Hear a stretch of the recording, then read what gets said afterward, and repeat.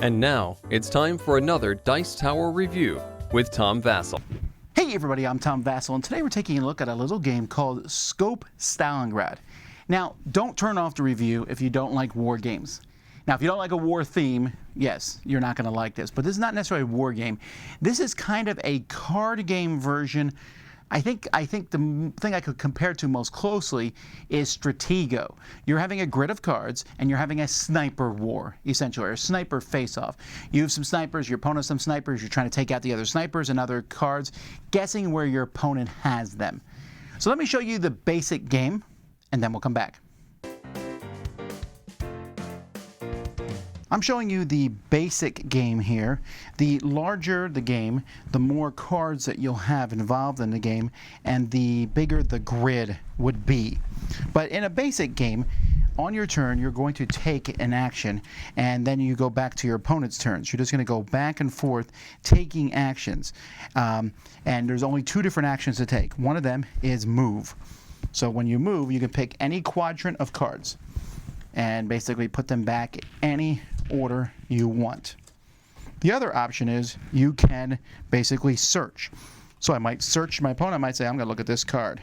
Ooh, I think I'm going to shoot that card. So when I shoot the card, I get to keep it. This one's worth 1 point. It's replaced with a blank card. But then I have to put this bang on top of a quadrant, and my opponent knows that one of these is my sniper. I think it's this one. Yeah, that's my sniper.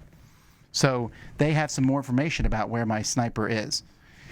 And that's basically it. You're just going to go back and forth. The first person to get to a certain number of people, so in this base game, it's 6. If you take out 6 points of people, of your opponents, you win. Or if you take out all their snipers. And in this particular scenario, there are 2 snipers. If you look at the book here, it shows you in a game basically how big the grid is and the different cards that you use. Once you start doing that, you have all sorts of, in advanced mode, you have more actions that you can take. You have scouts and machine guns and infantry. Like if your scout is alive, you can look at any 2 cards that are next to each other. As long as you have your scout, that's an action that you can take. You have a mortar where you show where the mortar is, but then you can take out a card that's not adjacent to it. So there's all kinds of different things that you can do. There's infantry that can move around, machine guns that can take out the infantry, but the end result is still going to be the same. Take out a certain number of points of your opponent, or take out all their snipers. There's not really a lot in the game. A little small rule book that explains everything, and then the cards themselves. Now you have a ton of extra blank cards because you replace anything that gets shot with them, and it looks like pretty much stock footage here. Here's the decoy card. It's fun when you shoot that one. When this is revealed, you have to shoot it. See, you can choose not to shoot something with your sniper, but when you see this, you have to shoot it and you have to reveal something.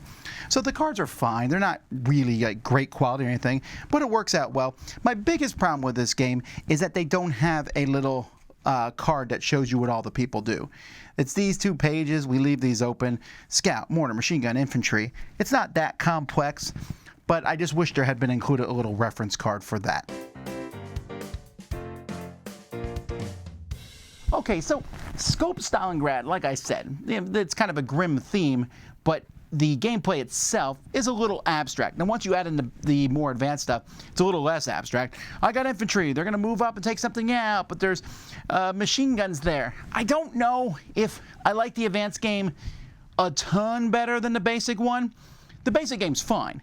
It is a back and forth game, and the advanced game is fine. It adds more stuff in, but it does add in more things to think about. I think a card would have alleviated that. But this is a nice, fast, little interesting game. You're just trying to figure out where your opponent's sniper is. The idea of you putting a card to show what quadrant your sniper came from is thematic. It's like, oh, you heard a shot. It's from over there. Okay, so I know one of those cards is a sniper. So I know that you know that. So next turn I rotate 2 of those cards, or I move them. And you're like, okay, one of those 2 was a sniper's, but I knew you would think that.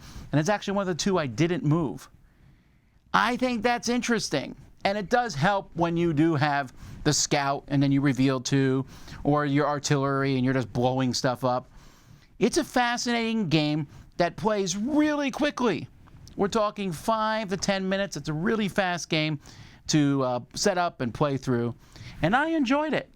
I did not expect to. I kind of pulled this out.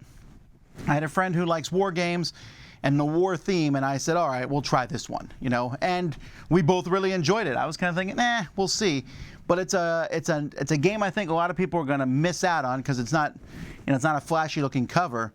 But even if I could see two people who don't care anything about snipers or war still having a fun time just trying to figure out where the opponent is.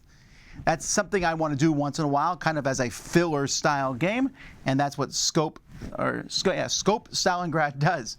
So I'm Tom Vasel. You've been watching the Dice Tower. We'll see you next time. Dice Tower judgment approved.